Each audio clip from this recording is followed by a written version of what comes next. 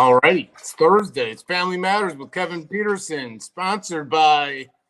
It's got Jaywalker. We got Jaywalker all over us, and so I got a new package from Jaywalker. Wow! So, what? I mean, you know what? They just treat us right. I'll just say that. So yeah, Jaywalkerlodge.com for all your addiction needs, and you can talk directly to Kevin. You can talk directly to Kevin. Just ask for Kevin. He loves just cold calling people 24/7. You know. Yeah, make sure it's like in the middle of the night. You know, he loves. Yeah, that's right. Thanks, Jay. God, it's good to see you. Yeah, you know, we do this every week to the best of our ability, and we get more and more questions, and so as long as the questions keep coming, we're going to keep doing answering. This. And even if the questions stop, I'll just start making stuff up. And the goal here is to stump Kevin Petersen. I call him the Family Whisperer, but we haven't been able to do that. But I really, really, really, I don't want to foreshadow too much, but I really, really like the questions over the holidays, and we've had a few weeks off, and let's do it. Let's get into this. Hit me. Of course, my screen went blank, but I personally, I love all these questions. So I'm not going to keep saying I love this question, you know. So I love all of them. This is so Jay too. Like I did this all the time early in recovery. So long email, but really I've done my pre-show work, and so I narrowed it down. Kevin, how do we tell the difference between, let's call recovery language and manipulation? So, you know, sometimes, Kevin, I just want to let go and let God, and I don't need to take out the trash, you know? So I'm just living one day at a time here, Kevin, you know? Yeah. I don't need I'll tell you a funny story about that. And thanks for, you know, sending a heater down the middle right off the bat. It's like no softballs, huh? Just, you know, pure smoke. As they come in, I just put them on the list. So my first year sober, I ended up going to Icky Paw. It was in San Francisco, right? And I heard this guy talk, and he got sober in college up in the Northeast, and he was reintegrating with his family. And he was like, you know, my attitude was, I got to go to a meeting. And they're like, no, it's your turn to do the dishes. And he's like, well, you want me to drink? They're like, no, we want you to do the dishes. You know? And he was like, you know, I had to check myself and realize that I was trying to use my recovery as my trump card to do whatever, get out of whatever. And I was like, oh man, I could totally see that. I mean, I see it and done it and been there, and have clients that do that. Well, you don't understand. And I'm like, so I do understand. And I understand that your recovery needs to absolutely come first, but you know, you also need to be tending to your home. There's a great line in the big book that says, you know, recovery, I mean, I can't remember, it's like recovery is great, but the real test is how we're doing at home. How do we treat, you know, wife, husband, kids, work? You know, how are we showing up? It's that second half of the first step. You know, sure, we're powerless over alcohol, drugs, fill in the blank, and our lives have become unmanageable. Okay, so I'm sober. Yay, rock on, fantastic. Is your life becoming more manageable, and are you being reintegrated back into life? You know. And are you of use? And now look, I'm going to be Mr. Big Book today. And then we go into the bedevilments on page 52, where we start asking those questions, right? You know, am I of use to other people? You know, am I helpful? Am I kind?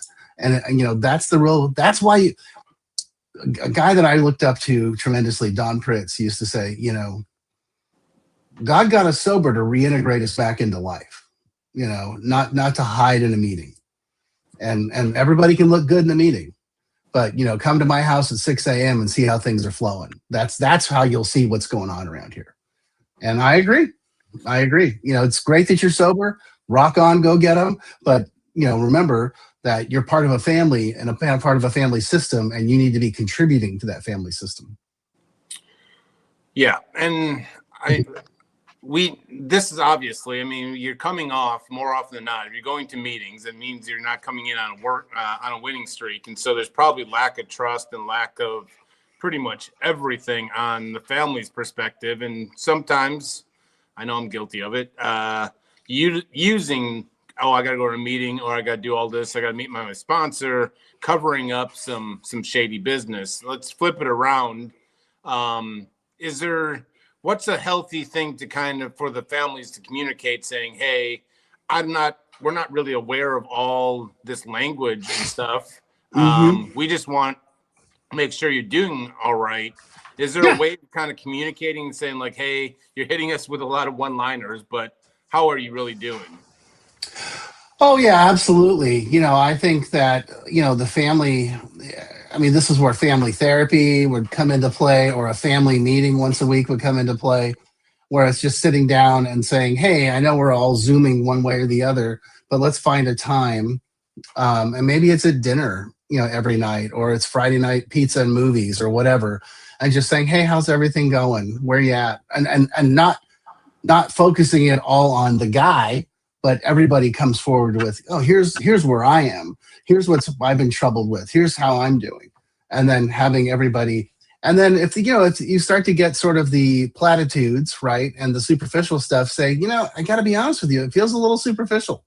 It feels a little like, you're just kind of checking the box and punching the clock. And I would like it if you could go a little deeper than that.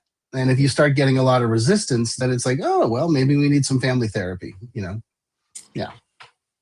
Yeah, the death of the family dinner, I'll just tell you, I don't know how this ever happened, but I'll just tell you, like, when any family that works with us, we have a family Zoom call every week, same time normally, and everyone's kind of invited to it. And I can just tell you, the amount of people that says, like, what this reminds me of, like, family dinner. Why did we ever stop having family dinners and stuff? So the death of the family dinner is, let's just go on a bigger issue. I would just say, addiction or no addiction, the death of the family dinner. Let's bring back family dinners. Oh, dude, let me tell you, I completely agree. That's 100%, no questions asked. For a multitude of reasons, but community is so critical, engagement is so critical. No phones. Just family dinner. We all sit there and hang out. And I know it's uncomfortable. And I wanted to add one more thing too, is that because I know the next thing the family is going to be like, well, but will that hurt? Will I be challenging his sobriety? Yeah. No, not at all. You're not challenging anything. I mean, if you're not walking up to him with a cigarette in one hand and a glass of wine in the other, like, what the hell's your problem? That's not what I'm talking about. I'm talking about, hey, you're part of the team here, and the team needs you to pick up your slack, and that's okay. You're not going to drive him to drink, and I agree. The family dinner is just so important, and to create that sense of connection with one another and understand, what's going on, how's life, and keep that engagement. Yep. Yep. No. On a separate note, I was at a meeting and talking about kind of just one-liners and stuff like this. Tell me if it blew me away, and supposedly everyone had heard it except for me in the room. But have you ever heard of spiritual before material? No. Oh my God! The Nashville thing? I don't know. I mean, God, it blew me away, because this guy was basically saying, and he was an older guy that got sober, later in life, let's just call it, and he said that his sponsor told him, like, it's spiritual before material. And so the guy walked up to his sponsor and said, hey, give me the fast track to becoming spiritual, because I'm broke.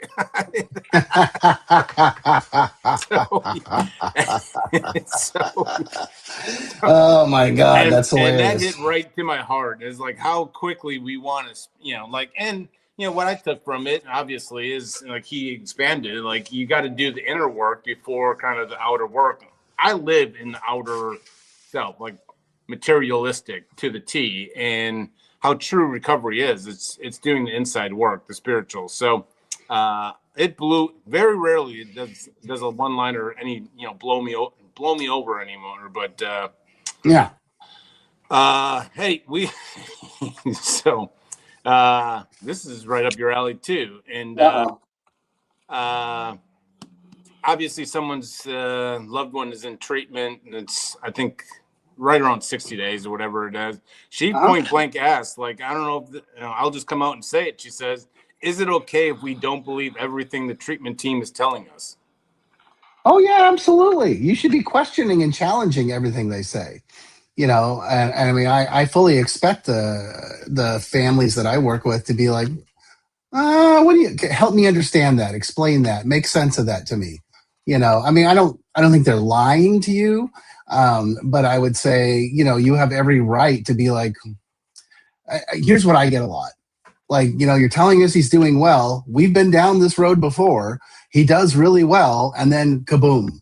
And it's like, yeah, no, I totally get that. And so, our position at Jaywalker is we want them to be uncomfortable. We get really nervous when somebody's like, this is great, everything's wonderful. It's like, okay, hold on. We want you to be a little bit like, okay, this is tough. I mean, I'm having a good time and I like the guys and we're doing cool stuff, but this is a challenge. This is emotionally and mentally challenging for me. Right. It should be. And I think the families, at least the ones I work with, when they start to question things, it's when they're like, okay, we've been down this road where everything's wonderful. And then, he does his time. And then a week later, boom, and I'm like, oh no, yeah, no, I totally get it. So I try not to be, cupcakes and butterflies all the time. They can be doing well and still addressing stuff and having stuff going on. And so I think a lot of times that's probably where that's coming from, where the family's like, oh man, we've heard this before.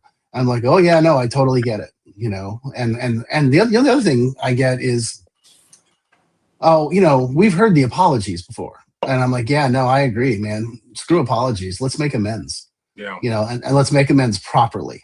And I teach the families, this is what an amends looks like. And they're like, we can't wait till that happens.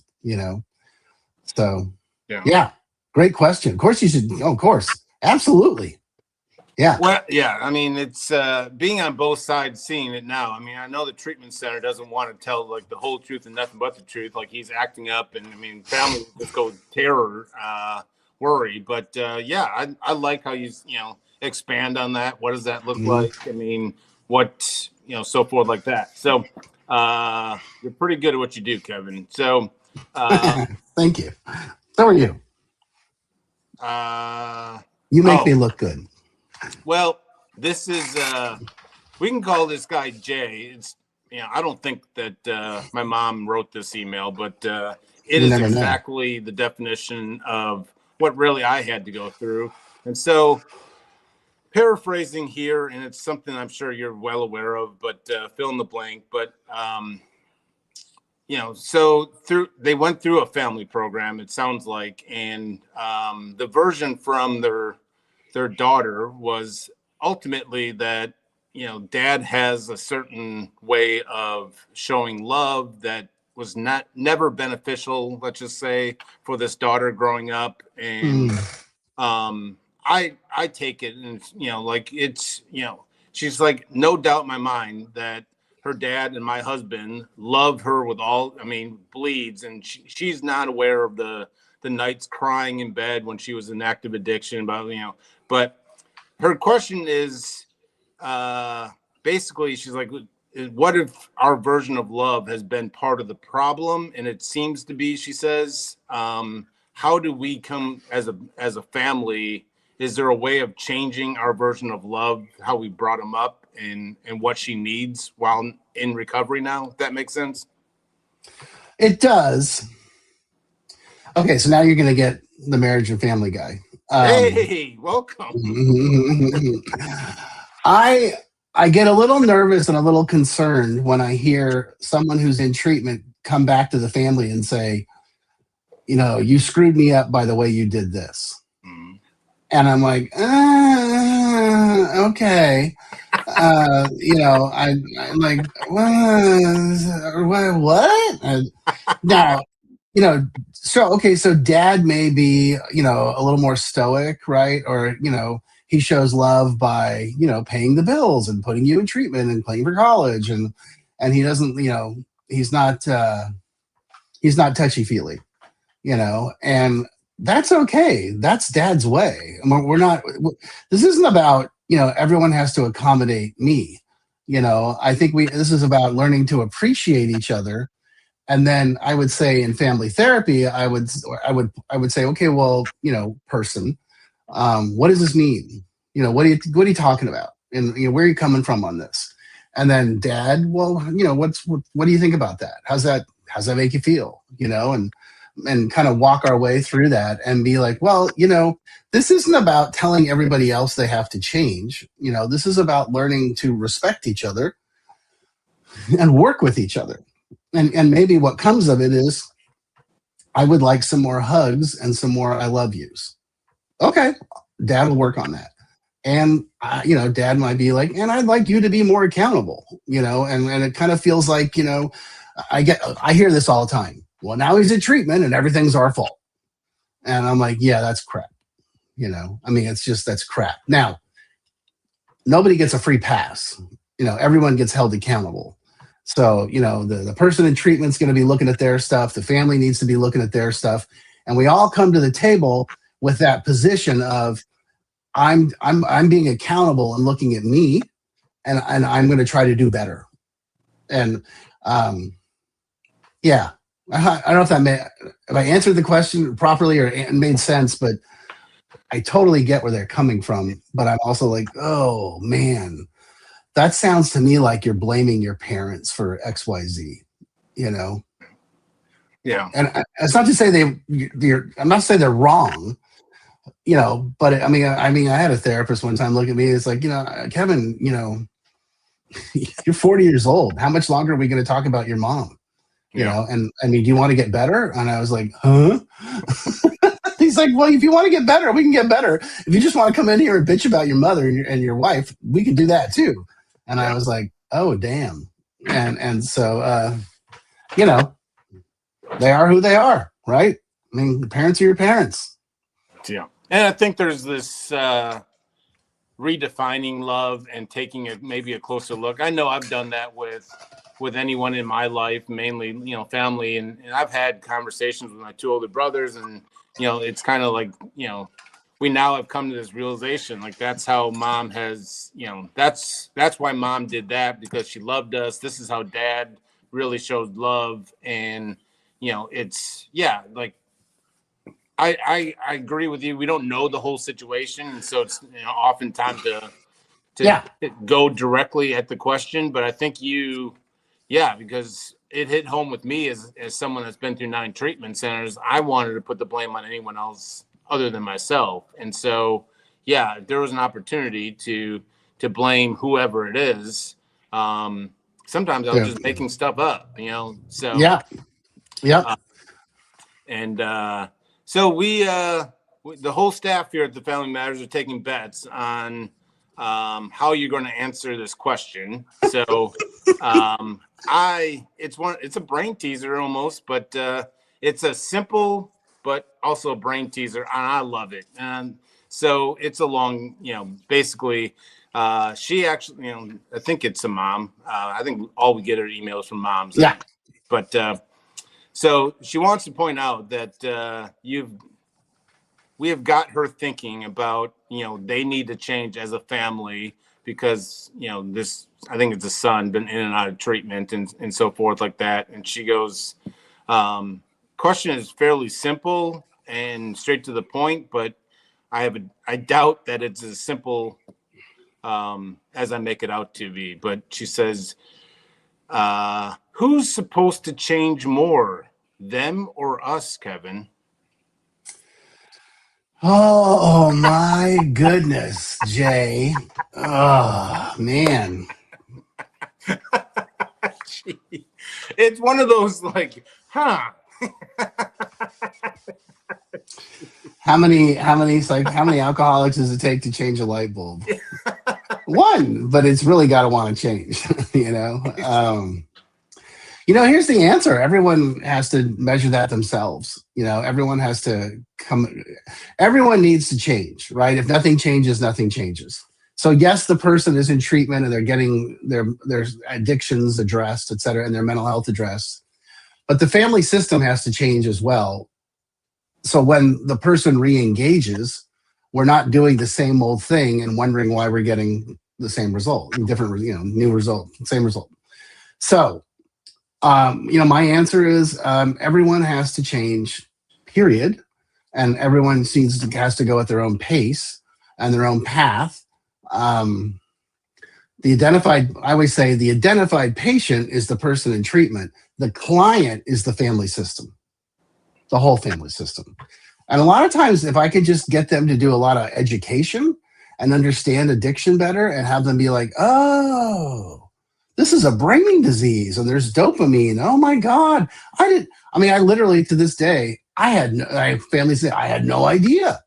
I thought he was just lame, or, a knucklehead. And I'm like, well, he could be those things, I know I was, but, he also is fighting a battle that he doesn't have a chance to win on his own.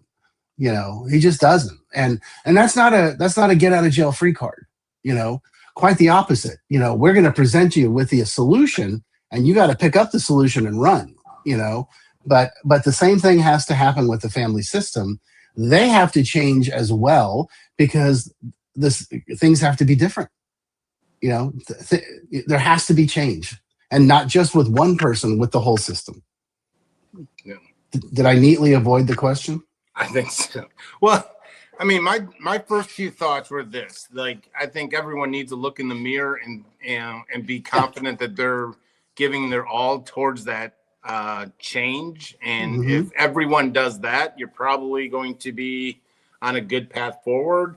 When I hear this and when I hear who's supposed to change more, that's kind of a challenge. And I'm also seeing that this could set up some resentment too in the future. Like, I've done all this change and you're refusing, like maybe it's my addict brain, but it's, I hope people aren't using like this as a competition. Like, I don't know what's his problem. We're here changing nonstop and he's just being lazy on the couch and not doing anything. And that's just going to add more to the chaos and to the resentment. And so I'm not saying that that's happening in this situation, but change is one of those things I don't think you can truly measure until like you're on the other side of it or whatever, however you want to philosophically, say it. But I think the simple thing is everyone needs to change and they need to change individually and as a unit. And let's not make this into a competition, I would say. Yeah, that's the question, I'm going to challenge the question in itself is, by asking that question, you're answering the question is that you're still seeing it as an us-them relationship. Let's talk about we, and we need to change, not, there's no, how much do they do? And it's the old adage in recovery. It's like, well, I'm going to take responsibility for my part. And as the wise old sages that I got sober with said, the fact that you still see my part, your part, that's the problem. And I was like, huh? And they're like, you're still seeing it as an us against them. Yeah. And I'm like, oh, okay. So that to me would be that's what needs to be addressed. I think the best answer right there is like, change that, into how do we need to change? I like that. Yep. I like that. I think goes straight to the heart of the issue is, stop saying, one side or the other. Let's just walk down the street together as a family. So, yeah, it's a we thing. It's not an us. It's not a you me thing. Yeah. So, I thought you did good. You didn't. We kept the sweating to a minimum, and we got a few more for next week. But anyway, I thought you handled yourself just perfectly. Thangive you, Jay. I always appreciate you. You can take the rest of the day off. If only. Whoever I need to talk to, just give them my number. But you can take the rest of the day off and get ready for the college football playoffs. Oh, Lord Almighty, that'll be a great game tonight. But thanks for coming in hot at the beginning of the year. Just throwing the smoke right Hey, off the bat. You know, no I'm just a softies. messenger. I am simply a messenger of God and of other people. You know, like Kevin, Sure. God, and everyone else in my life. I'm just a simple messenger. Don't kill the messengers. But I'll see you next week, Kevin. All right, brother. Talk to you later.